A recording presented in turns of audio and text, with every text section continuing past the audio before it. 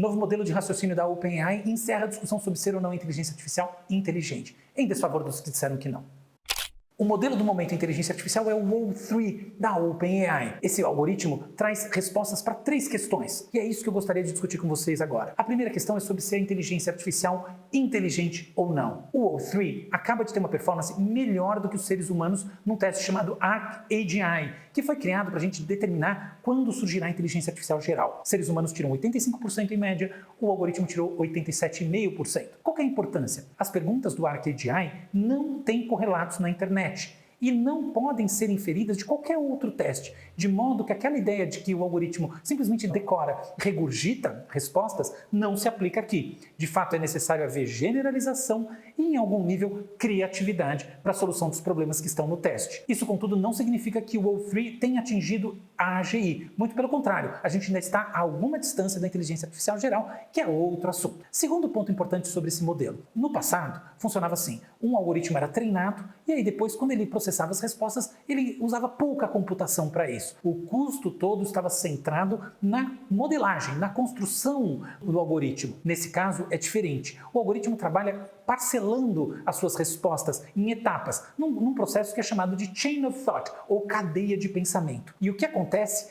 é que ele produz essas respostas mais inteligentes porque, ao longo do encadeamento, ele vai criando uma árvore de possibilidades para cada etapa. Ou seja, ao invés de ter uma resposta, ele tem uma resposta em etapas. Ao invés de ele ter um conjunto linear e único de etapas, ele tem um monte de opções e um segundo algoritmo que vai escolhendo as melhores ao longo dessas etapas nessa cadeia toda. Isso se chama Test Time Compute, que é a grande tendência no momento em inteligência artificial. O significado disso é que, enquanto os custos antes estavam concentrados na produção do modelo, agora processar também começa a custar muito. Um estudo diz que são necessários mais ou menos 5 tanques de gasolina de um carro para produzir uma resposta do O3. Isso quer dizer que o algoritmo concorre com os seres humanos agora numa lógica diferente. É uma lógica em que o custo do trabalho se torna uma variável crítica, o que é uma pena, porque afinal de contas seria muito mais interessante a gente viver num mundo em que as pessoas ganhassem tão bem que mesmo assim essa comparação não se aplicasse. Mas o fato é que no momento ela se aplica. Então a gente vai mudando esse paradigma da substituição do trabalho para um em que as comparações econômicas se tornam cada vez mais importantes. Nesse papo de substituição do trabalho, a coisa toda sempre foi tratada na linha de seres humanos custam máquinas.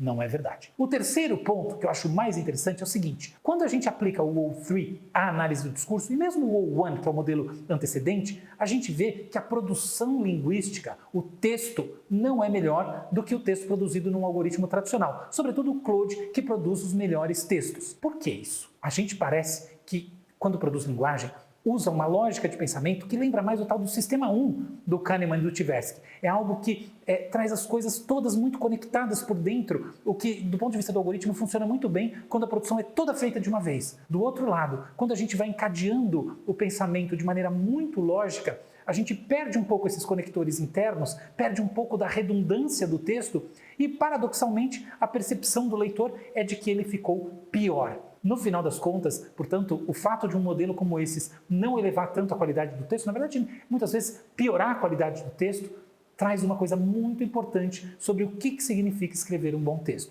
Escrever um bom texto não é simplesmente encadear ideias de maneira absolutamente lógica, mas também inserir redundâncias, pontos de apoio suficientes para que o leitor possa passar por ele e chegar no final compreendendo a linha de raciocínio.